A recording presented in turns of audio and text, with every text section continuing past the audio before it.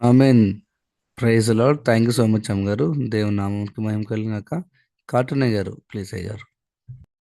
ఆ, దేవుని స్తోత్రం అండి. చేరి వచ్చిన పరిశుద్ధులందరికీ మరొకసారి ధన్యతలు చెప్పుకుంటున్నానండి. ఆ, చెల్లి ఝాన్సీ గోడపాటి గారిని పరిచయం చేయడం నాకు ఎంతో సంతోషము ఆనందంగా ఉందండి. ఆమె కొన్ని సంవత్సరాల క్రితం వారి చర్చిలోనే, ఆ, బేతెల్ అనే చర్చిలో వారిని కలుసుకున్నప్పుడు, నేనైతే కలుసుకోలేదండి, నాకు తను ఎవరో తెలియదు. ఆ దినాల్లో తనే వచ్చి ముందుగా వచ్చి తన కుటుంబంతో ముందుకొచ్చి కాటన్ గారు బాగున్నారని పరిచయం చేసినప్పుడు నేను చాలా సంతోషించానండి. ఆ రోజు ఇంచుమించు 4 కుటుంబాలు కలుసుకొని మేమంతా సంతోషంగా గడిపామండి.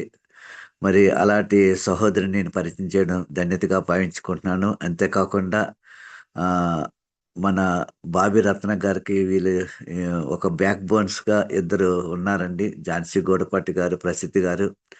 దాన్ని బట్టి కూడా నేనెంతో సంతోషిస్తున్నానండి. ఒక క్యాథలిక్ బ్యాక్‌గ్రౌండ్ నుంచొచ్చి ఇంత మంచిగా ఎదగడం అనేది నేను దేవునికి స్తోత్రం, మరొకసారి స్తోత్రం చెప్తున్నానండి. నేను తన వాక్యం విషయంలో ఒకే ఒక మాట మాట్లాడాలని ఆశపడుతున్నాను. తను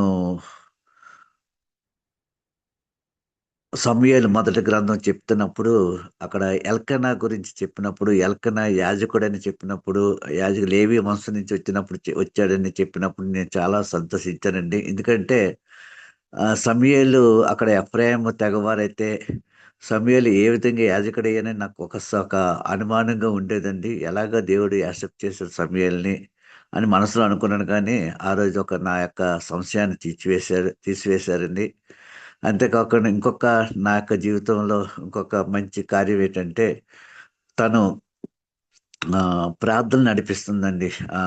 ఏదన్నా విజ్ఞాపన ప్రార్థనలు చేయడానికి నడిపిస్తున్నప్పుడు, మన వైఫ్ గురించి కోవిడ్ టైంలో తర్వాత 22 అనుకుంటానండి. 22 ఆ ప్రాంతంలో నా వైఫ్ బాగా సిక్ అయినప్పుడు, ప్రార్థన చేయమని కోరినప్పుడు, తను ఆ ప్రార్థన విజ్ఞాపన పెట్టినప్పుడు, ఆహ్, ఆహ్, ఎంఆర్ జేమ్స్ గారు ప్రార్థన చేస్తున్నప్పుడు నా యొక్క వైఫ్‌కి మరుసటి దినం నుంచి స్వస్థతొచ్చిందండి. అందుని బట్టి దేవునికి స్తోత్రం. ఈ 2 చాలా ఇంపార్టెంట్ అండి నా జీవితంలో, మర్చిపోలేను. మరి సహోదరిని పరిచయం చేయడం ఎంతో ధన్యతగా భావించుకుంటున్నానండి. తన భర్త కోటేశ్వర గారిని కూడా నేను చూశాను. అది చక్కని బిడ్డలు, ఇద్దరు బిడ్డలు కూడా చూశానండి. శ్రీనది అండ్ శ్రీకాంత్‌ని కూడా చూశాను. ఇప్పుడు పెద్దవాళ్ళు అయిపోయి ఉంటారు. మేము వాళ్ళు ఎక్కడైతే నివసిస్తున్నారో బీహెచ్‌ఈఎల్ క్వార్టర్స్‌లో, అదే ప్రాంతంలో ఉన్న చర్చ్‌కి నేను వెళ్తుంటానండి. ఆమె మమ్మల్ని దాటుకొని బేతెల్ చర్చ్‌కి వెళ్తుంటారండి. మరి మరొకసారి కలుసుకోవాలని ఆశపడుతున్నాను. ఆమె కేథలిక్ నేపథ్యం నుండి వచ్చిన ఝాన్సీ గారు 8 తరగతిలోనే ఉన్నప్పుడు యేసయ్యని సొంత రక్షకుడిగా అంగీకరించారండి. అప్పటి నుండి వారు ప్రభువుకు బలమైన సాక్షిగా జీవించుచున్నారు. అంతేకాకుండా యూనివర్సిటీ స్టడీస్ తర్వాత ప్రభుని మరింత ప్రభావవంతంగా సేవించుటకు గాను ఝాన్సీ గారు థియాలజీ అభ్యసించారు. మరి వారి కుటుంబాన్ని బట్టి దేవుడు బహుగా దీవించాలని, ఆస్వాదించాలని, అంతేకాకుండా ఈ యొక్క ఆహ్, వర్చువల్ ప్రేయర్ ఫెలోషిప్‌ను లో మంచి పాలుభాగస్తులుగా ఉండి అందరిని ఆత్మీయంగా నడిపించాలని కోరుతూ ఈ అవకాశాన్ని ఆహ్, చెల్లైన ఝాన్సీ గారికి నేను ఇస్తున్నానండి. ఓవర్ టు ఝాన్సీ గారండి. Thank you. థ్యాంక్ యూ అయ్యగారు. మరి మీతో మరి మిమ్మల్ని చూడటం కూడా మాకు చాలా సంతోషం. థ్యాంక్ యూ సో మచ్ అయ్యగారు. మనం వాక్యంలోనికి వెళ్దామండి. మరి ఈ రోజు నేను ఇందాక అయ్యగారు చెప్పినట్టు సమూయేలు ప్రవక్త గురించి ఒకసారి చక్కగా బైబిల్ స్టడీ లాగా మనం చేసామండి. ఈ రోజు కూడా ఇంకో ప్రవక్త గురించి మనం ధ్యానం చేసుకుందామండి. మరి అంటే రాజుల చరిత్రతో పాటు మనం ప్రవక్తల చరిత్రలు కూడా తెలుసుకోవాలండి. ప్రతి రాజు కాలంలో కూడా ఎవరో ఒక ప్రవక్త ఉంటూనే ఉంటారు కదండి. పాత నిబంధనలో మనం చూస్తూనే ఉన్నాం. రాజులు లేకుండా ప్రవక్తలు లేరు, ప్రవక్తలు లేకుండా రాజులు లేరు. ఎందుకంటే అనేక సందర్భాల్లో జరిగిన సంఘటనలే ఇందుకు నిదర్శనం అండి. ఈరోజు మనం ఒక వ్యక్తి గురించి తెలుసుకుందాము. ఆ వ్యక్తి ఎవరో మీరే చెప్తారు. ఎవరైనా అడ్మిట్ చేసుకొని చెప్పొచ్చు. మనకు ఆ ప్రవక్త అనగానే రోదించే ప్రవక్త, కన్నీటి ప్రవక్త అని మనం చెప్పుకుంటూ ఉంటాం. ఇర్మియా. థ్యాంక్ యూ అండి, ఇర్మియా గారు. ఆ, మరి ఇర్మియా గారి జీవితంలో కొన్ని ప్రాముఖ్యమైన సంఘటనలు మాత్రమే తెలుసుకుందామండి. ఉన్న గ్రంథాలన్నీ ఆధారంగా, ఆ అధ్యాయాలన్నీ ఆధారంగా కొన్ని మాత్రమే చెప్తానండి ప్రాముఖ్యమైనవి. మరి ఇర్మియా అనగానే మనకి అంగలార్పు ప్రవక్త, కన్నీటి ప్రవక్త, రోదించే ప్రవక్త అని ఇప్పటికే ఆయనకి బైబిల్ ఎన్నో పేర్లు ఉన్నాయండి. మనకు తెలుసు ఏ ప్రవక్తకు లేని ఈ పేరు, ఏ ప్రవక్త గురించి చెప్పబడని ఈ మాట ఈ ప్రవక్త గురించే ఎందుకు చెప్పబడింది అంటే ఏడవటం, రోదించటం, కన్నీరు కార్చటం. ప్రవక్త అనగానే ఏంటండి? సంతోషం. ఒక అధికారం ఉన్న వ్యక్తిగా పాత నిబంధనలు రాజుల కాలంలో వాళ్ళకి చాలా అధికారం ఉండేది. ప్రవక్త వస్తున్నాడంటే రాజుల సింహాసనం మీద నుంచి లేచి నుంచునే వాళ్ళు. ప్రవక్తను అడిగేవాళ్ళు, క్షేమంగా వస్తున్నావా, సమాధానంగా వస్తున్నావా అంటే ప్రవక్తను చూడగానే వాళ్ళకి భయపడిపోయేవారు. అయితే మరి వాళ్ళకి అధికారం ఉంది, వాళ్ళు సుఖ సంతోషాలతో ఉంటారు ప్రవక్తలు అనేది అది నిజం కాదండి. వాళ్ళు ఎన్నో శ్రమల గుండా వెళ్తారు. అట్లాగే ఇప్పటి ఉన్న సేవకులు, నిజమైన సేవకుడు ఎవరైనా సరే కష్టాల గుండా వెళ్ళాల్సిందేనండి. ప్రతి సేవకుడు సుఖం సంతోషం అనుభవిస్తున్నాడు అంటే అదంతా అబద్ధమండి. ఇర్మియా జీవితం ద్వారా మనకి ఎన్నో ఆత్మీయ పాఠాలు మనకు అర్థమవుతాయి. మరి ఈ ఇర్మియా గారు విలపించడం వెనుక చాలా కారణాలు ఉన్నాయండి. వాటిలో కొన్నింటి గురించి ఈరోజు మనం తెలుసుకుందాము. ఈ ఇర్మియా ఎప్పటి నుంచి ప్రవచించడం ప్రారంభించాడు, ఎవరి కుమారుడు, ఏ ప్రాంతానికి చెందినవాడు, బైబిల్ ఆధారంగా చూద్దామండి. మనం ఇర్మియా గ్రంథంలోనే ఉంటాము అయ్యే వరకు. ఇర్మియా గ్రంథము 1వ అధ్యాయము 1వ వచనం దయచేసి చదవలసిందిగా కోరుతున్నాండి. బెన్యామీను దేశమందలి అనాతోతులో కాపురమున్న యాజకులలో ఒకడై హిల్కియా కుమారుడైన ఇర్మియా వాక్యములు. ఈ ఇర్మియా ఏంటంటే చాలు. ఈ ఇర్మియా బెన్యామీను ప్రాంతానికి చెందినవాడండి. ఇతని వంశము యాజక వంశంగా చెప్పబడింది. యాజక వంశం అనగానే మనకి ఏ వంశం గుర్తుకొస్తుందండి? లేవి వంశం గుర్తుకొస్తుంది. మరి అంతేకాదు ఇతని తండ్రి యాజకుడైనట్లుగా మనం చూస్తున్నాము. బెన్యామీను 1:1లోనే. అంటే బెన్యామీను అనేది ఒక ప్రాంతం అయితే అనాతోతు గ్రామానికి చెందినవాడిగా మనకి కనిపిస్తున్నాడండి. ఈ అనాతోతు అన్నది యెరూషలేముకు ఈశాన్యంలో సుమారు 2.5 మైళ్ళ దూరంలో ఈ గ్రామం ఉంటదండి. అనాతోతు అనగానే మనకేం గుర్తుకు రావాలి? అది ఇర్మియా గారి స్వగ్రామం. తండ్రి ఎవరంట? హిల్కియా. ఇతనిని దేవుడు ఎప్పుడు మరి ప్రవక్తగా ఎంచుకున్నాడంటే క్రీస్తు పూర్వము 640 సంవత్సరం ఆ టైంలో ప్రవక్తగా ఇర్మియాని దేవుడు పిలిచాడండి.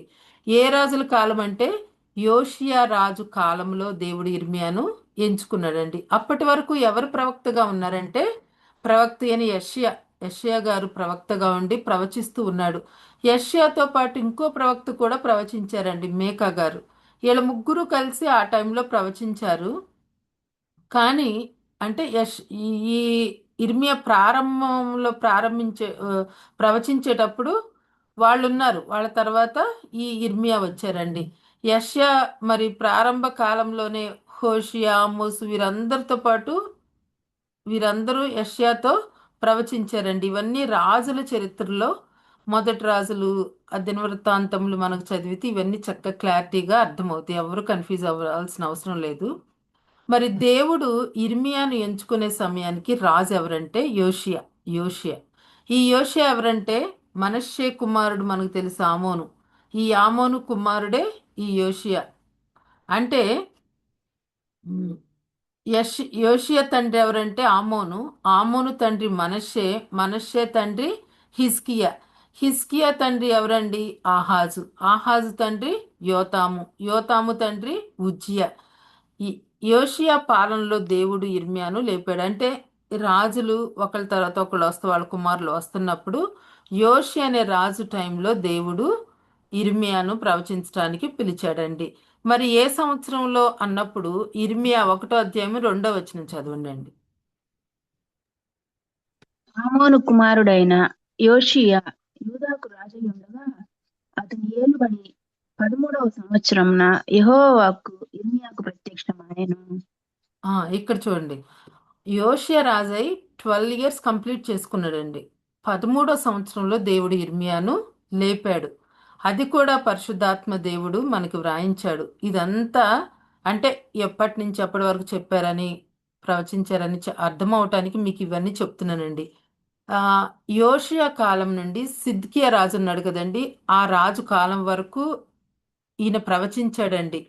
మరి యోషియా కాలం నుండి సిద్కియా కాలం వరకు అంటే యోషియా రాజై 12 ఇయర్స్ కంప్లీట్ అయిన తర్వాత మరి మధ్యలో చాలా మంది రాజులు వచ్చారు.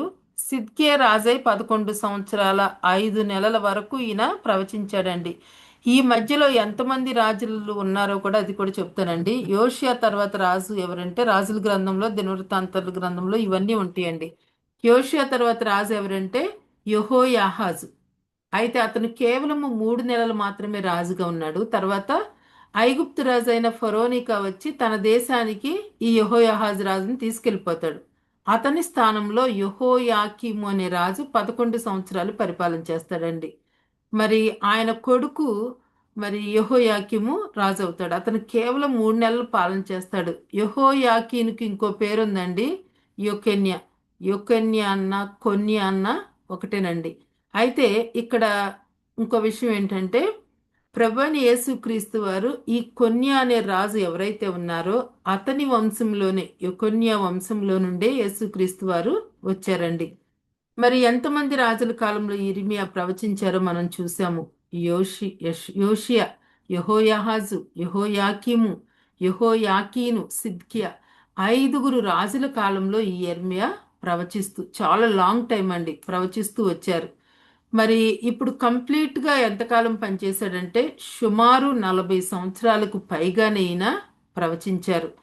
మరి ఈ ఇర్మియా గారి టైంలో ఇంకా కొంతమంది చిన్న ప్రవక్తలు ప్రవచిస్తూ వచ్చారండి. వాళ్ళెవరంటే మొట్టమొదటగా హబక్కుకు ప్రవచించాడు. తర్వాత జఫన్య, హబక్కుకు, జఫన్య, ఇర్మియా గ్రంథం ఈ 3 చదివితేనండి ఆ భాషా శైలి దగ్గర దగ్గర ఒక రకంగానే ఉంటది. మరి వీరే కదండి, వీరితో పాటు ఇంకొంతమంది కూడా ప్రవచించారు. నహూముది కూడా ఇదే కాలం అండి, ఇర్మియా గారి టైంలోనే ప్రవచించారు. నహూమేమో ఇస్రాయెల్ గురించి, యూదుల గురించి ప్రవచించలేదండి. మరి ఎవరి గురించి చెప్పారంటే అష్షూరు గురించి ప్రవచించాడు. అప్పుడు అష్షూరు ముగింపు దశకు చేరుకుంటున్న టైం అండి. అంటే అష్షూరు సామ్రాజ్యము పతనావస్థలోకి వెళ్ళబోతుంది. ఆ పతనానికి సంబంధించి ఈ నహూము ప్రవచించాడండి. నహూము గ్రంథం అంతా మనం చదివితే నినివే పట్టణం గురించే ఎక్కువగా రాయబడి ఉంటుంది. మరి అష్షూరు దేశానికి రాజధాని నినివే కదండి. ఈ నహూము ఇర్మియా టైంలోనే అష్షూరు వారికి ప్రవచనాలు చెప్తూ ఉండేవాడు. ఇంకా వబద్య కూడా ఆ టైంలోనే ఎదోమీయులకు ప్రవచిస్తూ ఉండేవాడండి. ఇక దానియేలు, యెహెజ్కేలు కూడా ఈ టైంలోనే ప్రవచిస్తూ ఉన్నారు. దానియేలేమో బబులోను చెరలో ఉంటూ మరి ప్రవచించారు. ఆ తర్వాత మాదియా పారసిక సామ్రాజ్యం జరిగే వరకు ప్రవచించాడండి. రాజుల ఆస్థానంలో ఈ దానియేలు ఉన్నతమైన ఉద్యోగిగా ఉంటూ అక్కడ ప్రవచనాలు చెప్తున్నట్లుగా మనకు కనిపిస్తుంది. మరి కానీ ఆయన ఇర్మియా గారి టైంలో ఉన్న వ్యక్తేనండి. యెహెజ్కేలు కూడా ఇర్మియా గారి టైంలో ఉన్న వ్యక్తే. ఆయన కూడా బబులోను చెరకు వెళ్ళిన తర్వాత ఆయన అక్కడ ప్రవచించారండి. మరి ఇర్మియా గారు కూడా. అంటే బబులోను చెరకు వెళ్ళక ముందు వీళ్ళందరూ ఎక్కడున్నారండి, దానియేలు కానీ యెహెజ్కేలు కానీ వీళ్ళందరూ ఎక్కడున్నారంటే యెరూషలేములోనే వీళ్ళందరూ కూడా ఉండి ప్రవచిస్తూ ఉన్నారు. అయితే ఇప్పుడు ఎంతమంది రాజులు ఉన్నారండి ఇర్మియాకి సమకాలికులుగా, ఇర్మియాకు ప్రవక్తలుగా? ఇర్మియా, హబక్కుకు, జఫన్య, నహూము, ఒబద్య, దానియేలు, యెహెజ్కేలు. ఇర్మియాతో పాటు ఈ 7 ప్రవక్తలు ప్రవచించారండి. 5 రాజుల కాలంలో ప్రవచించాడు ఇర్మియా. 7 తనకు సమకాలికులుగా, 7 పాటు ఆయన కూడా సమకాలికులుగా ఉండి ప్రవచిస్తున్నాడు. ఇప్పుడు మనం ఇర్మియా గారి గురించి మాట్లాడుకున్నామండి. ఆయన అనాతోతు గ్రామస్తుడని, యాజక వంశమని, 5 రాజుల కాలంలో ఆయన ప్రవచించారని చెప్పుకున్నాము. దేవుడు అతన్ని ప్రవక్తగా పిలిచినప్పుడు ఇర్మియా గారి రియాక్షన్ ఎలా ఉందో మనం చూద్దామండి. ఆయన ఎలా స్పందించాడో కూడా మనం చూద్దాము. ఒకటో అధ్యాయము 4-5 వచనాలండి. యెహోవా వాక్కు నాకు ప్రత్యక్షమై ఇలాగు సెలవిచ్చెను. గర్భములో నేను నిన్ను రూపింపక మునిపే నిన్నెరిగితిని. నీవు గర్భము నుండి బయలు పడక మునిపే నేను నిన్ను ప్రతిష్ఠించితిని. జనములకు ప్రవక్తగా నిన్ను నియమించితిని.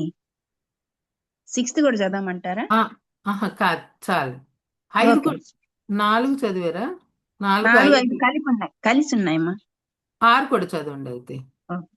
అందుకు అయ్యో ప్రభువగు యెహోవా, చిత్తగించుము, నేను బాలుడనే, మాటలాడుటకు నాకు శక్తి చాలదని నేననగా, యెహోవా నాకు ఇలాగ సెలవిచ్చెను, నేను బాలుడననవద్దు, నేను నిన్ను పంపు వారందరి యొద్దకు నీవు పోవలెను, నీకు ఆజ్ఞాపించిన సంగతులన్నీ చెప్పవలెను. ఆమేన్. ఆమేన్. Thank you. మరి ఇక్కడ ఏమంటున్నాడండి 1:4లో, గర్భములో నేను నిన్ను రూపింపక మునిపే నిన్ను ఎరిగాను, గర్భములో నుండి బయటకు రాక మునిపే నిన్ను ప్రతిష్ఠించుకున్నాను, జనములకు ప్రవక్తగా నిన్ను నియమించాను. అంటే ఇంకా పుట్టక ముందే నిన్ను ఇలా ఎంచుకున్నాను అని దేవుడు 3 విషయాలు చెప్తున్నాడు. నిన్ను ప్రతిష్ఠించుకున్నాను, నిన్ను ఎరిగాను, నిన్ను నియమించాను అని ఆయన చెప్తున్నారండి. దేవుడు పిలుస్తున్నాడు. పిలిచినప్పుడు ఆయన రియాక్షన్ ఎలా ఉందండి? ఎలా స్పందించాడు? అయ్యో అంటున్నాడండి స్టార్టింగే. అయ్యో అని మనం ఎప్పుడు అంటామండి? సంతోషంగా ఉన్నప్పుడైతే అనం కదా. బాధలో ఉన్నప్పుడు, మరి బాధ, దుఃఖం, భయం, జరగకూడదు ఏదో జరుగుతుంది అనుకున్నప్పుడే మనం అయ్యో అంటాం కదండి. ఇక్కడ ఇర్మియా ఏమంటున్నాడండి? అయ్యో అంటున్నాడంటే ఏదో జరగబోతుంది అని ఆయనకి ఆత్మలో అర్థమైపోయింది. అందుకనే అయ్యో ప్రభువా, నేను బాలుణ్ణే, నన్నెందుకు పిలుస్తున్నావు అన్నట్టుగా అంటున్నాడండి. చిత్తగించుము, నేను బాలుడనే, మాటలాడుటకు నాకు శక్తి చాలదే అంటున్నాడండి. మరి దేవుడికి తెలియదండి ఆ విషయం, తెలుసు కదా. ఇక్కడ ఇర్మియా గారు ఏంటి, తప్పించుకోవాలి అన్న ఉద్దేశంతో మాట్లాడుతున్నట్టు, సైడ్ అయిపోవాలన్న ఉద్దేశంతో మాట్లాడుతున్నట్టు మనకు అర్థమవుతుంది. ఇంకో వ్యక్తి కూడా మనకు తెలుసండి, ఇంకో ప్రవక్త. ఆయన ఏమంటాడు? ఆ నాకు నోటి మాధ్యం ఉంది అయ్యా, నన్నెందుకు సెలెక్ట్ చేసుకున్నావు, మా అన్నయ్య ఉన్నాడుగా, ఆయన సెలెక్ట్ చేసుకోమని దేవుణ్ణి అంటాడు. ఆయన మోషే. తెలుసు కదండి, మోషే. థ్యాంక్ యూ అండి. అయితే దేవుడికి తెలుసు కదండి, అప్పుడు ఏమంటాడు మోషేతో? మోషే, చెవిటివాణ్ణి కృంటివాణ్ణి చేసింది ఎవడు? యెహోవానైనా నేనే కదా, నువ్వు వెళ్ళు, మీ అన్నని నీకు తోడుగా పంపిస్తానని దేవుడు సెలవిస్తాడు. అంటే నిజంగా ఆయనకి నోటి మాధ్యం ఇవన్నీ ఉన్నాయండి, ఉండొచ్చు. కానీ ఆయన చాలా తెలివిగలవాడు. మనకు అపోస్తుల కార్యములు 7వ అధ్యాయము 22వ వచనంలో మనకు కనిపిస్తుందండి. ఒకసారి అది చదువుకుందాం. అంటే మోషే వంకలు చెప్తున్నాడు. ఆ వంకల వెనుకున్న కారణం కూడా ఉంది. అపోస్తుల కార్యములు 7:22 వచనం అండి. మోషే ఐగుప్తీయుల సకల విద్యలను అభ్యసించి మాటల యందును కార్యముల యందును ప్రవీణుడై ఉండెను. ఉమ్. ఆయన చూడండి, సకల విద్యలను అభ్యసించేశాడు, మాటల యందు కార్యముల యందు నేర్పరి అయి ఉన్నాడు. అట్లాంటి వాడు ఏమంటున్నాడు?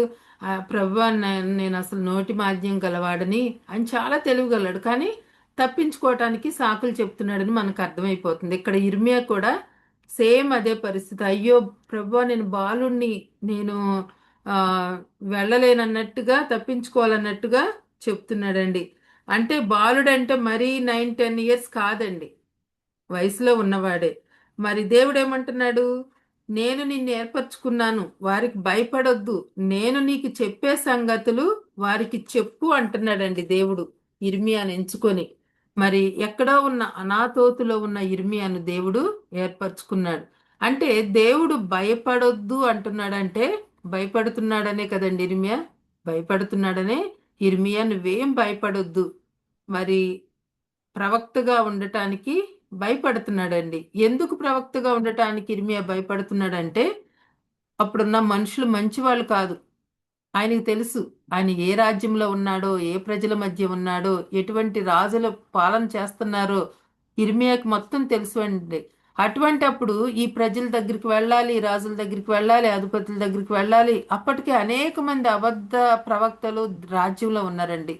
యాజకుల మధ్యకు వెళ్ళాలి, ప్రజల యొద్దకు వెళ్ళాలి, సొంత గ్రామానికి వెళ్ళి ప్రకటించాలి, దేవుడు చెప్పే మాటలన్నీ అలాంటి జనాల మధ్య బోధించాలి. బోధిస్తే వారు ఎలా హింసిస్తారో కూడా ఇర్మియాకి తెలుసండి.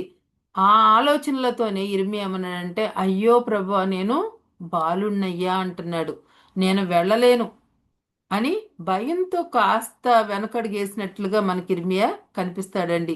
అందుకే దేవుడు ఏమంటున్నాడంటే, భయపడకు, నేను నీకు తోడుగా ఉంటా అని చెప్తున్నాడు. ఆ, 1వ అధ్యాయము 17వ వచనం ఒకసారి చదువుకుందామండి. కాబట్టి నీవు నడుము కట్టుకొని నిలువబడి నేను నీకు ఆజ్ఞాపించినదంతయు వారికి ప్రకటన చేయుము.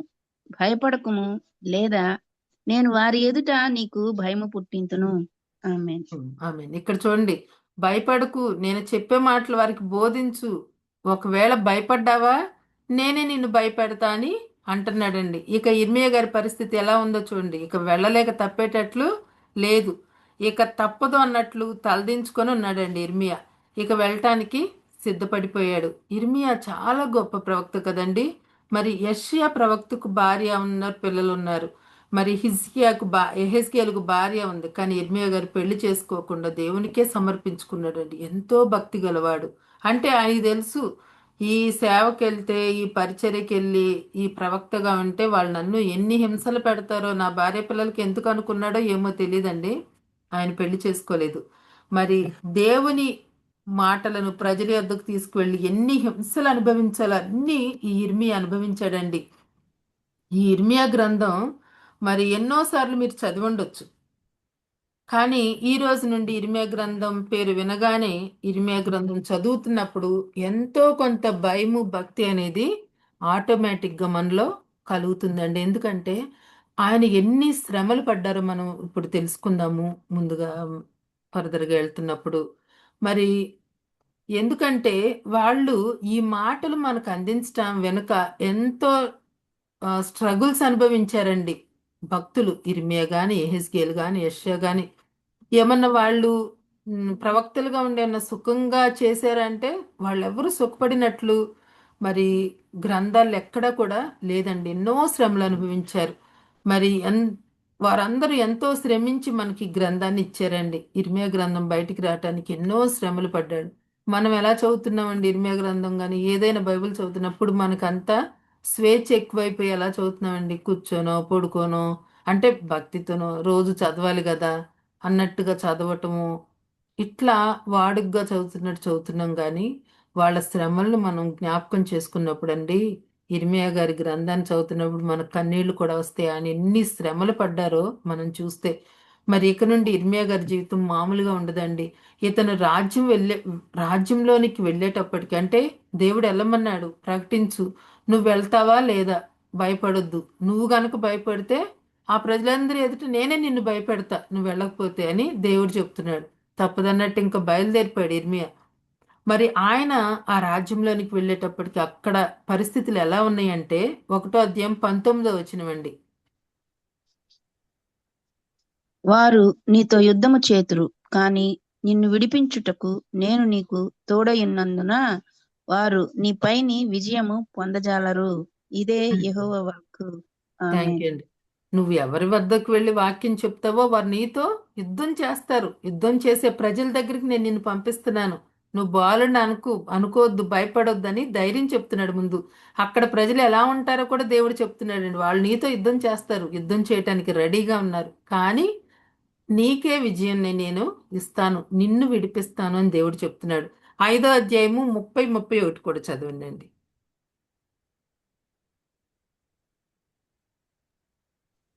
ఘోరమైన భయంకర కార్యము దేశములో జరుగుచున్నది. ప్రవక్తలు అబద్ధ ప్రవచనములు పలికెదరు. యాజకులు వారి పక్షమున ఏలుబడి చేసెదరు. అలాగు జరుగుట నా ప్రజలకు ఇష్టము. దాని ఫలము నందునప్పుడు మీరేమి చేయుదురు? ఇక్కడ చూడండి, అప్పటికి ఇర్మియా గారు వెళ్ళే టైంకి దేశంలో ఘోరమైన భయంకర కార్యములు జరుగుతున్నాయి ఏంటండి. ఏంటని మనం ఆలోచిస్తే, చెల్లంగి అని పిల్లల్ని అగ్నిగుండంలో దాటించడం కావచ్చు, బలులు ఇవ్వటం కావచ్చు, ఉన్నత స్థలాలు కావచ్చు, ఇవన్నీ ఆ రాజ్యంలో జరుగుతున్నాయండి. మరి 20 మంది రాజులు యోధా రాజ్యాన్ని పరిపాలిస్తే దానిలో బహు తక్కువ మందేనండి మంచి వాళ్ళు ఉంది. మిగతా వాళ్ళంతా పరిపాలన దేవునికి అవిధేయకరంగానే ఉందండి. అట్లా పరిపాలించారు. మొత్తం రాజ్యం, మొత్తం యోధా రాజ్యం మొత్తం విగ్రహాలతో నిండిపోయిందండి. యోషియా రాజుగా ఉన్నప్పుడు ఈ ఇర్మియా గారు వచ్చారు కదా, యోషియా రాజు సపోర్ట్ కొద్దిగా ఇర్మియా గారికి ఉందండి. ఎందుకంటే యోషియా రాజు కొద్దిగా భక్తి గలవాడేనండి. మరి రాజు సపోర్ట్ అయితే ఇర్మియా గారికి ఉంది, కానీ ప్రజల సపోర్టు ఏ మాత్రము కూడా లేదండి. ప్రజలు ఆయన్ని ఆ, ద్వేషిస్తూనే ఉన్నారు. ఇలాంటి వారి మధ్యకు వెళ్ళి మరి వాక్యం బోధించాలి అంటున్నాడు. మరి వింటారో లేదో తెలీదు. ఇర్మియాని ఏం చేస్తారో తెలీదు. మీరు మారండి మారండి అంటే ఎవరికి ఇష్టం ఉంటుందండి? మీరు మంచిగా ఉండండి, మీరు చేసేది రాంగు, మరి కరెక్ట్ పద్ధతిలోకి రండి అంటే ఎవరికి ఇష్టం ఉండదు కదండి. 34 వచనం కూడా చదవండి. 33, 34. Madam 6th చాప్టరా? 7వ అధ్యాయం 7th చాప్టర్ 31 నుంచి చదవండి. Okay madam. నేను ఆజ్ఞాపించిన క్రియను, నాకు తోచని క్రియను వారు చేసి ఉన్నారు. అగ్నిలో తమ కుమారులను తమ కుమార్తెలను దహించుటకు బెన్ హిన్నోము లోయలోనున్న తోఫెతునందు బలిపీఠములను కట్టుకొని ఉన్నారు. కాలము సమీపించుచున్నది. అప్పుడు అది తోఫెతు అని అయినను బెన్ హిన్నోము లోయ అని అయినను అనబడక వధలోయ అనబడును. పాతిపెట్టుటకు స్థలము లేకపో వరకు తోఫెతులో శవములు పాతిపెట్టబడును. ఇదే యెహోవా వాక్కు. ఈ జనుల శవములు ఆకాశ పక్షులకును భూ జంతువులకును ఆహారమగును. వాటిని తోలివేయువాడు లేకపోవును.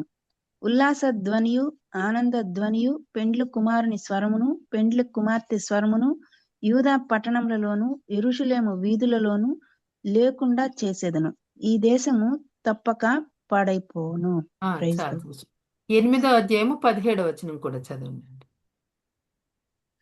నేను మిడునాగులను మీలోనికి పంపుచున్నాను. అవి మిమ్మును కరచును. వాటికి మంత్రము లేదు. ఇదే యెహోవా వాక్కు. ఇక్కడ చూడండి, ఆయన దేశంలోకి రాగానే ఎట్లా ప్రవచిస్తున్నాడండి? అసలు మీకు నాశనం కలుగుద్ది, మీరు మారండి మారండి అని మరి చెప్తున్నాడండి. వాళ్ళకేంటంటే కోపం. నువ్వు ఈ దేశంలోనే ఉంటూ ఈ దేశం పాడైపోద్దని ఎలా ప్రవచిస్తున్నావు అని వాళ్ళు గొడవ.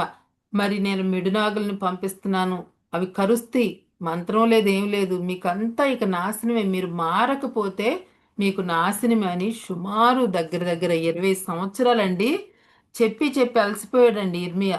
మరి కానీ ఆ ప్రజల్లో కొంత కూడా మార్పు లేదు. ఇందాక చూసుకున్నాం కదా, ప్రజలంతా రాజ్యం అంతా ఎట్లా ఉంది? బహు భయంకరమైన దుర్మార్గులుగా ఉన్నారు ప్రజలందరూ. వాళ్ళు మారాలి అని ఇర్మియా కోరుకున్నాడు. దేవుడు చిత్తం కూడా అదే. మరి ఎంత వా ఇర్మియా రోడ్లంతా తిరుగుతూ ఏడుస్తూ విలపిస్తూ చెప్తున్నా సరే ప్రజల్లో మార్పు లేదండి. మరి మార్పు లేకపోగా ఇర్మియా గారి పట్ల ఎన్నో కుట్రలు కుతంత్రాలు హింసలు శిక్షించారు, నిందించారు, ఎన్నో పెట్టారండి. ఆఖరికి మరి ఈ మాటలు చెప్తున్నాడని తన ఊర్లో ఉన్నవారు, అంటే అనాతోతు గ్రామంలో ఉన్నవారు ఇర్మియాను పిలిచి భయపెడుతున్నారండి. ఏమని భయపెడుతున్నారంటే 11వ అధ్యాయము 18వ వచనం అండి.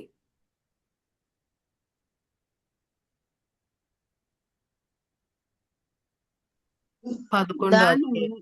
దానిని యెహోవా నాకు తెలియజేయగా నేను గ్రహించితిని. ఆయన వారి క్రియలను నాకు కనపరచెను. అయితే నేను వధకు తేబడుచుండు సాధువైన గొర్రె పిల్లవలెనుంటిని. మనము చెట్టును దాని ఫలమును నశింపజేయుదము రండి. వాని పేరు ఇకను జ్ఞాపకము చేయబడకపోవునట్లు బ్రతుకు వారిలో నుండకుండా వాని నిర్మూలము చేయుదము రండని వారు నా మీద చేసిన దురాలోచనలను నేనెరుగక యుంటిని. ఇక్కడ చూడండి, ఆయన్ని అసలు ఇర్మియా పేరే లేకుండా చేద్దాము అని ఆ వాళ్ళందరూ సొంత ఊరి వాళ్ళండి అనుకుంటున్నారంట. అసలు ఆ పేరే తుడిచిపెట్టేద్దాము, నాశనం చేసేద్దామని. వదకు తేబడు గొర్రె పిల్లవలే నేను వారి మధ్య ఉన్నాను. నా చుట్టూ ఎన్ని కుళ్ళు కుతంత్రాలు జరుగుతున్నా సరే, కుట్రలు పన్నుతున్నా సరే, నేను వదకు తేయబడిన గొర్రె పిల్ల. ఈ మాట ఎక్కడో విన్నట్టుగా అనిపిస్తుంది కదండి. ప్రభు అయిన యేసు విషయంలో యేసు ప్రభు గురించి బాప్తిస్మ ఇచ్చే యోహాను, ఇదిగో లోక పాపములను మోసుకుని పోయే దేవుని గొర్రెపిల్ల, గొర్రెపిల్ల. ఆయన మనకు వదకు తేబడిన గొర్రెపిల్లగా ఉన్నారనమాట. మరి ఆ దే మరి ఇర్మియాకు అర్థమైపోయిందండి, దేవుడు వారికి చెప్పమంటున్న మాటలు వారికి నచ్చట్లేదు, వారికి బాధ కలిగిస్తున్నాయి. వారికి మరి నన్ను శత్రువుగా చేస్తున్న ఈ మాటలు వారందరూ నన్ను విరోధిగా ఎంచుకుంటున్నారు. మరి నన్ను చెప్పమంటున్న మాటలు ఏం మాటలు అవి? మామూలుగా మీరు దీవించబడతారు, ఆశీర్వదించబడతారు, ఇప్పటి కాలంలో లాగా లేదు కదండి. ఇర్మియా గారు చెప్పినాయి మీరు అది శాపకరమైన మాటల్లాగా ఉన్నాయి, నాశనకరమైన మాటలు. మరి నన్ను చెప్పమంటున్నారు. ఎవరికి ఈ మాటలు ఇష్టం ఉండదు కదండి. మరి ఈ మాటలు చెప్పానా నన్ను చంపకుండా మానరు, అయినా నేను చావటానికి కూడా రెడీనే అంటున్నాడండి. 19వ వచనం, 11వ అధ్యాయం 19వ వచనం చదవండి. అయితే నేను వధకు తేబడుచుండు సాధువైన గొర్రె పిల్లవలే ఉంటిని. మనము 21 చెట్టును 21వ వచనం. 21. కావున నీవు మా చేత చావకుండునట్లు యెహోవా నామమున ప్రవచింపకూడదని చెప్పు. అనాతోతు వారిని గూర్చి యెహోవా ఇట్లని సెలవిచ్చుచున్నాడు. సైన్యములకు అధిపతి యెహోవా వారిని గూర్చి సెలవిచ్చినదేమనగా, నేను వారిని శిక్షింపబోచున్నాను. వారి యవనులు ఖడ్గము చేత చంపబడెదరు. వారి చాలా సిస్టర్. కుమారు అంటే ఇక్కడ ఏంటంటే వా ఈయన చావటానికి కూడా రెడీగా ఉండే వెళ్ళిపోయారండి ఇర్మియా గారు. వాళ్ళు ఏం చేస్తున్నారు? ఈయన్ని తిడుతున్నారు, ఎన్నో హింసలు పెడుతున్నారు. లాస్ట్కి ఏమంటున్నారంటే నువ్వు మా చేతిలో చావకుండా ఉండాలంటే యెహోవా నామాన్ని బట్టి నువ్వు ప్రవచనం చెప్పకూడదు, ప్రవచించకూడదు. మాకేమి వాక్యాలు నువ్వేం చెప్పనవసరం లేదు, నువ్వు చెప్పావా చస్తావా అంటున్నారండి ఇర్మియా గారిని. మరి సొంత ఊరి వారే ఆయనకి సహకరించట్లేదండి. మరి ఇంకెవరు సహకరిస్తారండి? అందుకే స్టార్టింగ్ లో దేవుడు ఇర్మియాతో చెప్తున్నాడండి, నువ్వేమీ భయపడకు, నేను నీకు తోడుగా ఉంటాను అంటున్నాడు. మరి ఇక్కడ అనాతోతు వారేమో చంపేస్తామని భయపెడుతున్నారు. ఇంకా యెరూషలేం వచ్చాడండి. యెరూషలేం వారు భయపడి ఏమన్నా మారారా ఆయన వాక్యాలు విని అంటే? వారు కూడా ఇర్మియాను భయపెడుతున్నారండి. 18వ అధ్యాయము 18వ వచనంలో.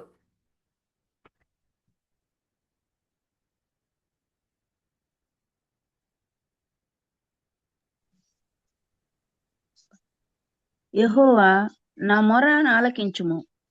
నాతో వాదించిన నాతో వాదించు వారి మాటను వినుము. వారు నా ప్రాణము తీయవలనని గుంట త్రవ్వి ఉన్నారు. చేసిన మేలునకు ప్రతిగా కీడు చేయవలెనా? వారికి మేలు కలుగవలనని వారి మీద నుండి నీ కోపం తప్పించుటకై నీ సన్నిధిని నిలిచి నేను వారి పక్షముగా మాట్లాడిన సంగతి జ్ఞాపకము చేసుకొనుము. ఆమె ఆమె ఇంకా ఇంతకు ముందు వచనాల్లో ఉంటుందండి, మాటలతో వాడిని కొడదాం రండని యెరూషలేం వారు ఒకళ్ళనొకళ్ళు చెప్పుకొని మాటల చేత ఎన్నో హింసిస్తున్నారంటండి. మరి నన్ను చంపాలనుకుంటున్నారయ్యా, నేను మేలే చేశా, వారు నాకు కీడే చేస్తున్నారు. మరి ఈ ఈ టైంలో ఎన్నోసార్లు ఇర్మియాను కొట్టారంటండి వాళ్ళు. 20 అధ్యాయము 1-2 వచనాలు చదువుకుందామండి. 19 అధ్యాయము చివరి వచనము, 20 అధ్యాయం మొదటి 2 వచనాలండి.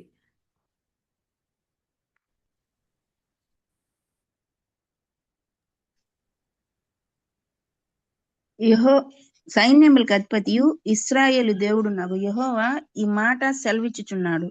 ఈ జనులు నా మాటలు వినకుండా మొండికి తిరిగి ఉన్నారు కనుక ఈ పట్టణమును గూర్చి నేను చెప్పిన కీడంతయు దాని మీదికిని దానితో సంబంధించిన పట్టణములన్నిటి మీదికిని రప్పించుచున్నాను.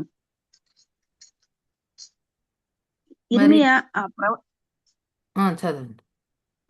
ఇర్మియా ఆ ప్రవచనములను పలుకగా యెహోవా మందిరములో పెద్ద నాయకుడును ఇమ్మేరు కుమారుడు నగు పశూరను యాజకుడు విని ప్రవక్త అయిన ఇర్మియాను కొట్టి యెహోవా మందిరమందున్న బెన్యామీను మీది గుమ్మమునొద్ద నుండు బొండలో అతన్ని వేయించాను. చాలండి.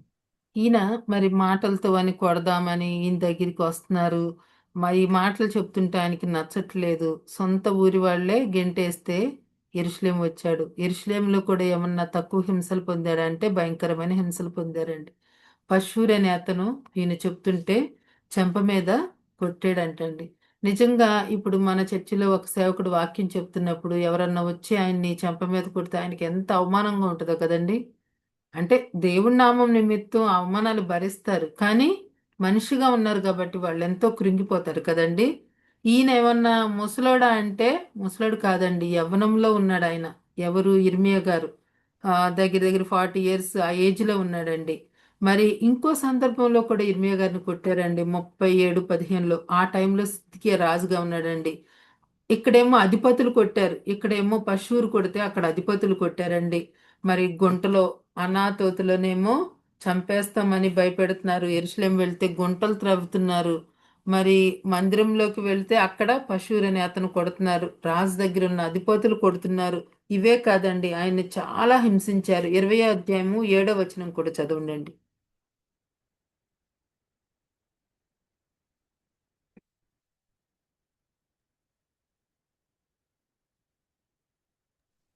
ఇరవై అధ్యాయము 7వ వచనం అండి. యెహోవా నీవు నన్ను ప్రేరేపింపగా నీ ప్రేరేపణకు లోబడి తిని నీవు బలవంతము చేసి నన్ను గెలిచితివి. నేను దినమెల్లా నవ్వుల పాలైతిని, అందరూ నన్ను ఎగతాళి చేయుదురు. ఇక్కడ చూడండి, ప్రభా నువ్వు ప్రేరేపిస్తేనే, నువ్వు వెళ్ళమంటేనే నేను వెళ్ళాను కదయ్యా, నాకు అన్ని అవమానాలే వస్తున్నాయి అయ్యా. మరి నేను బాలుణ్ణి అన్నా నువ్వు వినలేదు, అందరూ నన్ను ఎగతాళి చేస్తున్నారు, నన్ను చూసి నవ్వుకుంటున్నారు, దీనివల్ల నేను నవ్వుల పాలైపోతున్నాను.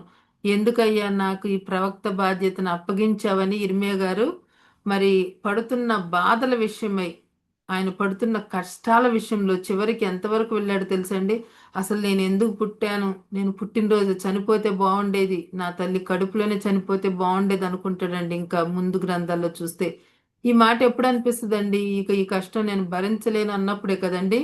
సేమ్ ఈ మాటలు యోబు కూడా అంటాడు. ఎందుకంటే యోబుకు వచ్చిన కష్టం కూడా అలాంటిది.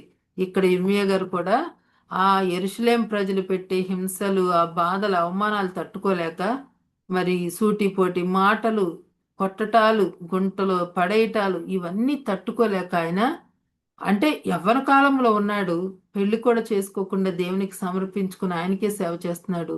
వచ్చే మరి అననుకూల పరిస్థితులు ఎన్నో, వాటి మధ్య ఆయన సేవ చేస్తూ ముందుకు వెళ్తున్నాడండి. మరి ఏమైనా ఫ్రెండ్స్ కూడా మంచిగా ఉన్నారంటే అది కూడా లేదండి. 20వ అధ్యాయము 10వ వచనం లాస్ట్ లో ఒక మాట ఉంటుందండి. 20వ అధ్యాయము 10వ వచనంలో అండి. నాకు నాకు స్నేహితులైన వారందరూ నేను పడిపోగా చూడవలనని కనిపెట్టుకొని ఉన్నారు. ఫ్రెండ్స్ కూడా వీడు ఎప్పుడు పడిపోతాడా, ఎప్పుడు నాశనం అయిపోతాడా అని ఫ్రెండ్స్ కూడా చూస్తున్నారంటండి. మరి 20 అధ్యాయం 15లో శపించుకుంటున్నాడండి. ఎంత బాధలో ఉంటే ఆ మాటలు మాట్లాడతాడు. 15వ వచనం కూడా ఒకసారి చదవండి. నీకు మగపిల్ల పుట్టెనని నా తండ్రికి వర్తమానం తెచ్చి అతనికి అధిక సంతోషము పుట్టించిన వాడు శాపగ్రస్తుడగును గాక. అంటే అసలు నేను పుట్టకపోతేనే బాగుండేది అన్నట్టు తనను తాను శపించుకుంటున్నాడు, ఆ కష్టాలు భరించలేకండి. మరి ఇర్మియా జీవితం అంతా కన్నీరేనండి. విలపిస్తూనే ఉన్నాడు, రోధిస్తూనే ఉన్నాడు, తనను తాను తిట్టుకుంటూనే కొన్నిసార్లు ఉన్నాడు. దేవుడు చెప్పిన మాటలను ప్రకటించటం, ఇన్ని కష్టాల మధ్యలో కూడానండి ఆయన ప్రకటించడం అనేది మానలేదండి. వీటన్నిటి మధ్య మళ్ళీ వెళ్ళి దేవుని వాక్యం చెబుతూ ఉంటున్నాడండి. ఇర్మియా కమిట్మెంట్ ఎంతో గొప్పది కదండి. మరి నేను దేవుడికి మాట ఇచ్చేసా, నా ప్రాణం పోయినా సరే నేను నా ప్రాణం ఉన్నంత వరకు నేను వాక్యం చెబుతూనే ఉంటాను అన్నట్టుగా ఆయన ప్రవర్తన మనకు కనిపిస్తుందండి. మరి ఇర్మియా గ్రంథము 26వ అధ్యాయము 27, 28, 29 వచనాలు చదవండి. ఇర్మియా గ్రంథము 26, 20, 27, 28, 29 వచనాలు. మేడం లేవు మేడం, 26లో 24 వరకే ఉన్నాయి. ఒక్క నిమిషం అండి.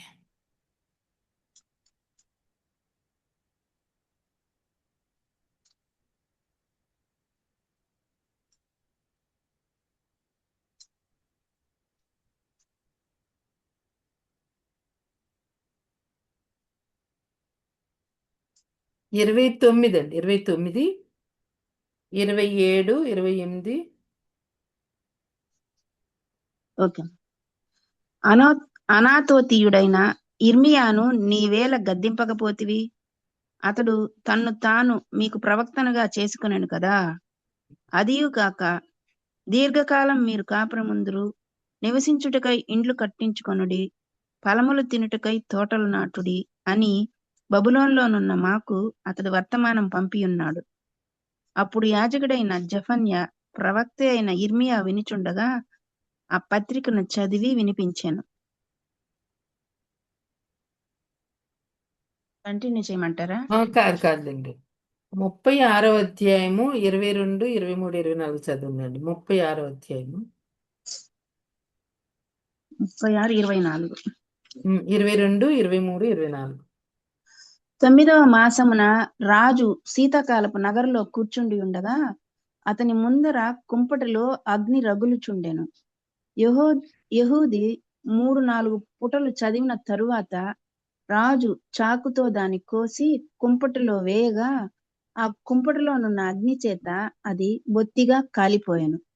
కాని రాజైనను ఈ మాటలన్నిటినీ వినిన అతని సేవకులలో ఎవరైనను భయపడలేదు, తమ బట్టలు చింపుకొనలేదు. ఇక్కడ ఏంటంటేనండి, ఆ, ఈ ఇర్మియా పుస్తకాన్ని, దేవుడు చెప్పిన మాటలన్నీ పుస్తక రూపంలో కూడా రికార్డ్ చేస్తున్నాడండి. చేస్తుంటే అక్కడున్న రాజు ఏం చేశాడంటే, అంటే ఇర్మియాకి ఆ ఇర్మియా ప్రకటించే విషయం కూడా లేకుండా చేద్దామని మీకాయ్ అనే వ్యక్తికి ఇచ్చి అక్కడ మరి సమాజ మందిరంలో వాక్యం ప్రకటించమని చెప్పినప్పుడు మేకాయ ఇర్మియా గారు వ్రాసిన గ్రంథాన్ని తీసుకువెళ్ళి సమాజ మందిరంలో ప్రకటిస్తూ ఉంటాడండి. మరి మీరు తర్వాత చదువుకోండి. అధిపతులు, ప్రజలు అందరూ విన్న తర్వాత ఆ గ్రంథాన్ని రప్పించుకుంటాడండి రాజు. రప్పించిన తర్వాత ఏం చేస్తాడు? ఈ గ్రంథంలో ఉన్న సంగతులు రాజుగారికి తెలియాలని ఈ మాటలన్నీ రాజుగారి ఎదుట చదువుతుంటే యెహోయాకీముకు పట్టలేని కోపం వచ్చేస్తుందండి. ఉగ్రుడైపోతాడు, రౌద్రుడైపోతాడు. వెంటనే ఇక ఆపండి, వినలేకపోతున్నానని చెప్పి కోపంతో కత్తి తీసి ఆ కత్తితో ఆ గ్రంథాన్ని కోసేసాడండి. కోసి ఎదురుగా మండుతున్న కుంపటి ఉంటే దానిలో పడేశాడండి. ఇప్పటి వరకు ఇర్మియా గారికి దేవుడు ఏ ఏ ప్రవచనాలు అయితే చెప్పాడో అవన్నీ గ్రంథంలో లిఖితం చేస్తే ఈ రాజు ఏం చేస్తున్నాడు? కోపంతో ఆ ఖడ్గంతో దాన్ని కోసేసి ఆ కుంపట్లో పడేశాడండి. మరి నిజంగా ఈ గ్రంథాన్ని ఎంతో కష్టంతో, శ్రమతో రాశాడండి ఇర్మియా. ఆ గ్రంథం ఆ కుంపట్లో కాలిపోతున్నప్పుడు ఎంతో బాధపడిపోయి ఉంటాడు కదండి. దేవుడు చెప్పాడు, ఇర్మియా మరి యెహోయాకీం సంగతి నాకు వదిలేయ్, నువ్వు ఓపిక చేసుకుని మళ్ళీ వ్రాయి. మళ్ళీ సుమారు 1 సంవత్సరం పాటు ఇర్మియా మళ్ళా గ్రంథాన్ని రాస్తాడండి. ఇంకా అప్పుడు కొన్ని విషయాలు దేవుడు యాడ్ చేసి ఆ గ్రంథంలో రాయమంటాడు. అంటే ఒకసారి రాసిన గ్రంథాన్ని కాల్చేశారు, మళ్ళా రాశాడు. అదే ఇప్పుడు మనం చదువుతున్న ఇర్మియా గ్రంథం అండి. ఇర్మియా కళ్ళ ముందే మరి యెరూషలేం నాశనం కనిపిస్తుందండి ఇర్మియాకి. యెహోయాకీం పోయాడు, తర్వాత సిద్కియా రాజు అవుతాడు. సిద్కియా రాజు అయిన తర్వాత ఆ కాలంలో కూడా ఇర్మియా ఇలానే ప్రవచిస్తూ ఉంటాడండి. అప్పటికే యెహోయాకీం కాలంలోనే మరి మొదటి దాడి యెరూషలేం మీద జరిగిందండి. ఎప్పుడు మొదటి దాడి జరిగిందంటే సుమారు క్రీస్తు పూర్వము 605, 606 అనుకుంటే ఆయన 620వ సంవత్సరంలో మరి ఇర్మియా ప్రవచించడం ప్రారంభించినప్పుడు కరెక్ట్గా 20 ఇయర్స్కి మొట్టమొదటి దాడి యెహోయాకీం కాలంలో జరిగిందండి. మరి అప్పటికే జరిగిన మొదటి దాడిని సిద్కియా రాజు చూశాడండి. ఆ రాజ్యంలో ప్రజలంతా చూశారు. అంటే ఇర్మియా ఈ 20 సంవత్సరాలు ప్రవచించిన ప్రవచనాలన్నీ కళ్ళెదుటగా వాళ్ళందరికీ కనిపించినాయండి. అయినా సరే ప్రజల్లో మార్పు అనేది ఏమీ లేదండి. ఇర్మియా వెళ్ళి ఇప్పుడు కూడా మారండి, మారండి అని దేవుని వైపు తిరగండి అని చెబుతూనే ఉన్నాడండి. ఇంకో విషయం కూడా చెప్తున్నాడండి, మీరు ఎట్టి పరిస్థితిలో కూడా బబులోను రాజుపై తిరగబడే ప్రయత్నం చేయొద్దు. దేవుడే ఆ రాజును పంపాడు, దేవుడే ఆ రాజుకు మిమ్మల్ని అప్పగిస్తున్నాడు. మరి అయినా సరే వీళ్ళు తిరగబడుతున్నారండి. ఆ బబులోను రాజుకి ఇంకా కోపం ఎక్కువైపోయింది. ఇంకా ఎక్కువ నాశనం వాళ్ళు కొని తెచ్చుకున్నారు. మరి నాశనం చేసి ఆయన వెళ్ళిపోయాడు. యెషయా బ్రతుకున్నంత కాలము యోధా రాజ్యాన్ని అష్షూరు చేతికి చిక్కకుండా కాపాడుకున్నాడండి. యెషయా ఎప్పుడూ కూడా రాజుల్ని, ప్రజల్ని హెచ్చరిస్తూ దేవునికి కన్నీళ్లతో యోధా రాజ్యం గురించి మొరపెట్టుకున్నాడు. మరి నిజంగా యెషయా కాలంలో రాజ్యం అష్షూరు చేతికి వెళ్ళలేదు. అలాగే ఇర్మియా కాలం వచ్చేసరికి ఇర్మియా కూడా కన్నీళ్లతో దేవునికి మొరపెట్టుకుంటున్నాడు. మరి దేవా, బబులోన్ చేతిలో పడకుండా యోధా రాజ్యాన్ని కాపాడమని ప్రార్థన చేస్తూనే ఉన్నాడండి, ప్రయత్నం చేస్తూనే ఉన్నాడు. మరి ఉమ్, అష్షూరు చేతికి వెళ్లకుండా ఆయన కూడా శత విధాలా కాపాడుతూనే ఉన్నాడండి. ఆ ప్రయత్నంలో యెషయా గారు సక్సెస్ అయ్యారు. ఇర్మియా గారు కూడా ప్రయత్నం చేశారు, ప్రార్థన చేశారు. కానీ ప్రజలు అసలు ఎక్కడా కూడా వినే పరిస్థితుల్లో లేరండి. వారు వినలేదు కనుక దేవుడు వారిని అప్పగించేశాడు. అప్పటికి మరి మొదటి దాడి జరిగిపోయింది, రెండో దాడికి కూడా సిద్ధంగా ఉందండి. 500 క్రీస్తు పూర్వం 597 అప్పుడు ఇర్మియా గారు చెప్తున్నాడండి, మరలా వస్తాడు, బబులోను రాజు వస్తాడు, వదిలిపెట్టడు, బబులోను రాజు దాడి చేయటం ఖాయం, ప్రాకారాలు పడగొట్టేస్తాడు యెరూషలేమువి, మరి యెరూషలేము దేవాలయాన్ని కాల్చేస్తాడు, పడగొట్టేస్తాడు, కనిపించిన వారందరినీ ఊచకోత కోస్తాడు, అంతా పాడుదిబ్బగా మారిపోతుంది యెరూషలేం పట్టణం. దీన్నంతా నా కళ్ళతో చూస్తుంటే నా కంట్లో నీళ్లు ఆగటం లేదని ఇర్మియా గారు చాలా సందర్భాల్లో ఏడ్చి చెప్తున్న సందర్భాలు మనకి ఇర్మియా గ్రంథంలో కనిపిస్తాయండి. అంటే ఇర్మియా గారు మరి ఏడుస్తూ, రోదిస్తూ, కన్నీళ్లు పెట్టుకుంటూ, విలాపిస్తూ, అందుకనే విలాప వాక్యాలు కూడా రాస్తున్నాడు కదండి. మరి ఎందుకు రాశాడండి? అయ్యో, యెరూషలేము యొక్క నాశనాన్ని గురించి ఆయన విలపిస్తున్నాడు, నాశనం అయిపోతుందని. ఆ యెరూషలేం పట్టణం ఒకప్పుడు ఎలా ఉందండి? దావీదు రాజుగా ఉన్నప్పుడు మొదలుకొని దాడి జరిగే వరకు ఈ మధ్య కాలంలో సుమారు 400 సంవత్సరముల కాలంలో యెరూషలేం పట్టణము మహావైభవంతో వెలిగిపోయిందండి. మరి దాని పేరు, ప్రతిష్ట, కీర్తి ఎంతో గొప్పగా ఉన్నాయి. కానీ ఇప్పుడు ఎలా ఉందండి? పాడు దిబ్బగా తన కళ్ళ ముందే మారిపోతుందండి. ఇర్మియా ఎంతో బాధపడి ఉంటారు కదండి. తన ప్రజలు అనుకున్న వారందరినీ గొలుసులతో కట్టి తీసుకెళ్లిపోతుంటే బబులోను రాజు వచ్చి, మరి ఎందుకు ఈ ఇర్మియాను కన్నీటి ప్రవక్త అన్నారో మనకు అర్థమవుతుంది. వాళ్ళ శ్రమలను ముందుగానే గ్రహించి ప్రభువా తప్పించండి ప్రార్థన చేశాడు, వాళ్ళలో మార్పు కోరుకున్నాడు. ప్రజల్లో మార్పు అనేది లేదండి. ఇదంతా ఆయన కళ్ళ ముందే జరుగుతుంది. మరి సిద్కియా కాలం వచ్చేసరికి కూడా ప్లీజ్ మారండి, సరి చేసుకోండి, బుద్ధి తెచ్చుకోండి అని ఎంత చెప్తున్నా వినలేదండి. మరి చివరికి అధిపతులంతా కలిసి ఏం చేస్తారనండి ఇర్మియాని 37వ అధ్యాయము 15వ వచనం చదవండి.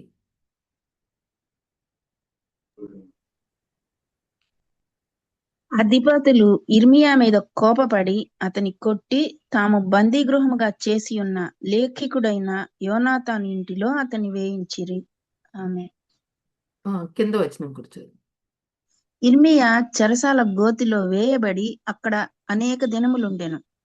చాలండి. పిమ్మట మరి చివరికి అధిపతులంతా ఏం చేస్తున్నారండి అంటే సిద్కియా రాజు టైంలో కూడా ప్రవచనాలు చెప్తుంటే వాళ్ళు తట్టుకోలేక అధిపతులందరూ కలిసి ఏం చేస్తున్నారంటండి, చెరసాల గోతిలో పడేశారంటండి. చెరసాలలో వేయటం వేరు, దానిలో ఉన్న గోతిలో వేయటం వేరండి. అదొక బురదతో ఉందంటండి ఆ గొయ్యి, చెరసాలలో ఉన్న గొయ్యి, ఆ గొయ్యిలో పడేశారు. మరి అక్కడ మరి తినటానికి తిండి ఉండదు, తాగటానికి నీళ్లు ఉండవు, చీకట్లో విలువలాడిపోయి ఉంటాడండి మరి ఇర్మియా. అటువంటి పరిస్థితుల్లో మరి మనం చూడండి, కొద్దిసేపు కరెంట్ లేకపోతేనే మనం ఉండలేం. కానీ ఇర్మియా గారు ఎన్నో శ్రమలు భరించారండి. ఆ గోతులో కొన్ని దినాలు ఉండిపోయాడంట, ఆ బురదలోనండి. మరి ఇర్మియా గారు ఈ కష్టాలన్నీ ముందే ఊహించుంటాడు కదండి. ఎందుకంటే తన ప్రజలు, తన సొంత వారు ఎలాంటి వారో ఆయనకి తెలుసు. అందుకని అయ్యో ప్రభువా, నేను బాలున్నయ్యా, నేను వెళ్ళలేనయ్యా అంటున్నాడు. దేవుడే ధైర్యం చెప్పి నేను తోడుగా ఉంటాను, నీకే విజయం ఇస్తానని పంపించారండి. మరి దేవుడు కొన్ని దినాల పాటు అక్కడే ఉండి మరి ఆ బురదలో ఉన్నాడండి ఇర్మియా. బురదలోనే ఉన్నారు. మరలా ఎబెద్మెలేకు అనే వ్యక్తి వచ్చండి రాజును వేడుకుంటాడండి. కొద్దిగా ఇర్మియా గారిని బయటికి తీయండి అది ఇదని వేడుకుంటే అధిపతులను పంపి ఆ చిరిగిపోయిన బట్టలు అవన్నీ ఒక తాళ్ళగా పేని ఆ బురదలో నుంచి తీస్తారండి. తీసి మళ్ళా చెరసాలలోనే వేస్తారు. మరి ఇది ఇర్మియా జీవితం అండి. ఇర్మియా జీవితం ఇదంతా ఇర్మియా గారి జీవితం ఇప్పటి వరకు చెప్పింది. సిద్కియా కాలంలో రెండో దాడి జరుగుద్దండి. అంటే 517 అలా 13 సంవత్సరాల తర్వాత అప్పటికి యెరూషలేం అండి 86వ సంవత్సరం వచ్చేసరికి పూర్తిగా నాశనం అయిపోద్దండి యెరూషలేం పట్టణము. ఒకప్పుడు ఎంతో చరిత్ర కలిగిన యెరూషలేం పట్టణము తన కళ్ళ ముందే కంప్లీట్ గా నాశనం అయిపోయిందండి ఇర్మియా గారి కళ్ళ ముందే. ఇర్మియా ఎన్నో సంవత్సరాలు బాధతో, రోదంతో, కన్నీళ్లతో చెప్పాడండి, హెచ్చరించాడు. ఎంత ఏడ్చినా ప్రజల్లో మార్పు అనేది రాలేదు. వినలేదు సరికదా, ఇర్మియాని బెదిరించారు. నువ్వు చస్తావా, చెప్పటం మానేస్తావా అంటున్నారు సొంత ఊరి వాళ్ళు. యెరూషలేము వాళ్ళు కూడా ఇర్మియాను చంపడానికి గోతులు త్రవ్వారు. ఆల్రెడీ పశూర్ అనే యాజకుడి చెంప మీద కొట్టారు. ప్రజలు హేళన చేశారు. ఫ్రెండ్స్ త్రోసివేశారు. మరి ఎన్నో బాధల మధ్య ఆఖరికి ఆయన ప్రవచించిందే జరిగిందండి. కష్టాలు పడుతూనే దేవుని సేవను మాత్రం ఎక్కడా వదిలిపెట్టలేదండి ఇర్మియా గారు. ఆ కష్టాలు పడుతూనే, అనుభవిస్తూనే దేవుని సేవ చేస్తున్నారు. మరి చివరిసారిగా రాజు బబులోన్ సైన్యంతో వస్తాడండి. వచ్చినప్పుడు రాజాజ్ఞ పొందుకున్న సేవకులు ఏం చేస్తారంటే ఇర్మియా గారిని మాత్రం ప్రత్యేకంగా వదిలిపెట్టేస్తారు. ఆయన్ని మాత్రం విడిచిపెట్టేస్తారు. ఎందుకంటే ఆయన ప్రవక్త కదండి. ఆల్రెడీ బబులోను గురించి ఎన్నో ప్రవచనాలు చెప్పారు. మరి రాజుకి మరి దేవుడు ఇర్మియా మీద దయ కలిగించాడు. ఇర్మియా, నువ్వు మాతో వస్తావా, ఇక్కడే ఉంటావా అంటే, బందీగా పట్టుకెళ్ళిపోవాలా, నువ్వు యెరూషలేంలో కొంతమందిని వదిలేశారండి. ఎందుకంటే అక్కడున్న భూమిని సేద్యపరచడానికి కొంతమందిని వదిలేశారు. నువ్వు ఇక్కడే ఉంటావా, బబులోనికి వస్తావా అని అడిగినప్పుడు మరి మిగిలిపోయిన ప్రజలు ఎవరైతే ఉన్నారో వాళ్ళకి మళ్ళీ వాక్యం చెప్పడానికి నేను ఇక్కడే ఉంటానని అక్కడే ఉన్నాడండి. ఇంకానా అంటే ఎన్ని శ్రమలు పడుతున్నా సరే నశించిపోయే వారి పట్ల ఇర్మియాకున్న ఆశ లాంటిదండి. ఆయన పిలుపు అలాంటిది. ఆయన కమిట్మెంట్ కానీ ఆయన దేవుని దగ్గర చేసుకున్న తీర్మానం కానీ అంత గొప్పవండి. అక్కడే మిగిలిపోయాడు. మరి రాజు ఏం చేశాడంటే కొంతమంది అధిపతులకు ఆజ్ఞాపించాడు బబులోను రాజు, ఆయన కోసం సపరేట్గా మీరు ప్రత్యేక వసతి ఏర్పాటు చేయండి అని చెప్పి దాంట్లో ఆయన నుంచి బబులోను రాజు వెళ్ళిపోతాడు. మరి ప్రత్యేకమైన వసతులు కల్పించారు. కానీ ఆయనతో పాటు ఉన్న వారు ఏం చేశారండి, మిగిలిన వాళ్ళు ఏం చేశారంటే చాలా దుర్మార్గులండి. వాళ్ళు బలవంతంగా ఈయన్ని ఐగుప్తుకు తీసుకెళ్ళిపోతారు. ఈ ఇర్మియాని, మిగిలిన శేషించిన జనం ఉంటారు కదా, వాళ్ళు తీసుకెళ్ళిపోతే అక్కడ కూడా ఆయన ఇర్మియా ప్రవచించడం మానలేదండి. అక్కడ కూడా ప్రవచనాలు చెప్పారు. అయినా సరే ఎవ్వరూ మారలేదండి. ఇంకంతా విగ్రహారాధన, ఆకాశ ప్రాణి అంటూ, అష్టారోతు దేవత, సంతానపు దేవత, ఇవన్నీ పూజలు చేసుకుంటూ అక్కడ కూడా ఈ ప్రజలు వాళ్ళతో మిళితమైపోయి వాళ్ళు ఎంత ఇర్మియా గారు ఎంత ప్రకటించిన వారిలో మార్పు అనేది లేదండి. మరి అయితే ఈ ఇర్మియా గారి మరణం గురించి అయితే మనకి బైబిల్లో ఎక్కడో కూడా ప్రస్తావించినట్లు లేదండి. మరి కొంతమంది ఏమో ఈ యెరూషలేంలోనే ఉండి చనిపోయాడని కొంతమంది అంటారు. కొంతమంది అయితే బబులోను వెళ్ళాడు, బబులోన్లోనే చనిపోయాడని కొద్దిగా అంటారండి. మనకైతే దాని గూర్చిన పూర్తి వివరణ లేదు. కానీ ఇర్మియా మరణించిన విధానం బైబిల్లో ఖచ్చితంగా నమోదు చేయబడలేదు. అయితే విగ్రహారాధన మరియు అవిధేయతపై ఆయన నిరంతరం మందలించడంపై కోపంగా ఉన్న ఐగుప్తులోని అతని తోటి యూదులు అతనిని రాళ్లతో కొట్టి చంపారని కొంతమంది అభిప్రాయము. ఈ వృత్తాంతము బైబిల్ వచనంలో స్పష్టంగా వివరించబడలేదు, ధృవీకరించబడలేదు. అతని మరణం ఎలా ఉన్నా సరే దేవుని ప్రవక్త మరియు దూతగా ఇర్మియా వారసత్వం బైబిల్లో ముఖ్యంగా మనకి కనిపిస్తుంది. పశ్చాత్తాపం మరియు దేవుని అచంచలమైన న్యాయం యొక్క ఇతివృత్తాంతాలను నొక్కి చెప్తుంది. ఇర్మియా గారి మరణం గురించి అయితే బైబిల్లో లేదండి. ఏది ఏమైనా సరే ఇర్మియా గారి జీవితం అంతా కన్నీళ్లతోనే గడిచిందండి. మరి తను అంత బాధపడుతున్నా సరే, కష్టాలు అనుభవిస్తున్న దేవుని సేవను ఎక్కడా కూడా వదలని వ్యక్తిగా మనకి కనిపిస్తాడు. ఇప్పటి నుంచి ఇర్మియా గ్రంథం మనం చదువుతున్నప్పుడు మనసులో ఇవన్నీ పెట్టుకొని, అంటే నేను చెప్పిన జస్ట్ అవుట్లైన్స్ లాగా చెప్పానండి.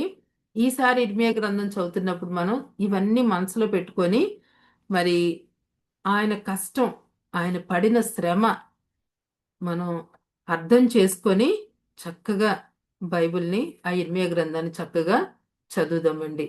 మరి మనం చిన్న శ్రమ వస్తేనే మనం ఓర్చుకోలేము. కానీ ఆయన అన్ని శ్రమల మధ్య ఒకసారి ఆ గ్రంథాన్ని కాల్చేసినా సరే మళ్ళా రాసి మనకు ఆ గ్రంథాన్ని మన వరకు తీసుకొచ్చారు పరిశుద్ధాత్మని నడిపింపుతో. మనం చక్కగా ఇక్కడి నుంచి బైబిల్ చదువుతున్నప్పుడు ఆ రాయటం వెనుక వాళ్ళు పడ్డ కష్టాన్ని గమనించి మరి చక్కగా చదువుకుందామండి, దేవుడు ఏం చెప్తున్నాడు అది చేద్దాము.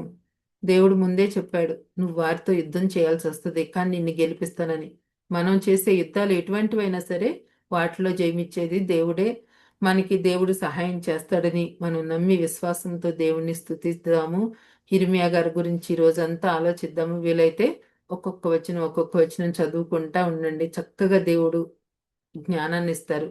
అంటే ఈరోజు నేను చాలాసార్లు అనుకున్నా, ప్రవక్తల జీవితాలు మళ్ళొకసారి అందరికి గుర్తు చేస్తే బాగుంటుందని. అందుకని ఒకసారి సమూయేలు గ్రంథము, మరి సమూయేలు ప్రవక్త గురించి, అట్లా ప్రవక్తల గురించి అవి వాళ్ళ జీవితాలు మనల్ని చాలా రిఫ్లెక్ట్ చేస్తాయండి. వాళ్ళ గురించి తెలుసుకోవటం కూడా మనకి అవసరమే. వారి జీవితాల ద్వారా మనం చాలా మేలు పొందుకుంటాము.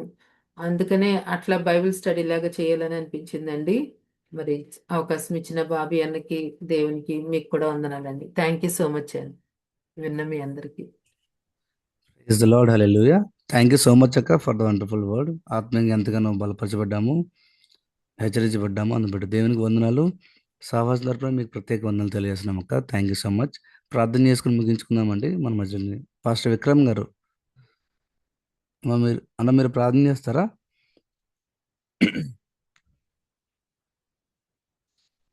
ఒకవేళ సిద్ధంగా లేకపోతే రెండు జామ రవికుమారయ్య గారు, అయ్యగారు ముగింపు ప్రార్థన, పరలోక ప్రార్థన, ఆశీర్వాదం కోసం కోరుచున్నాం అయ్యగారు.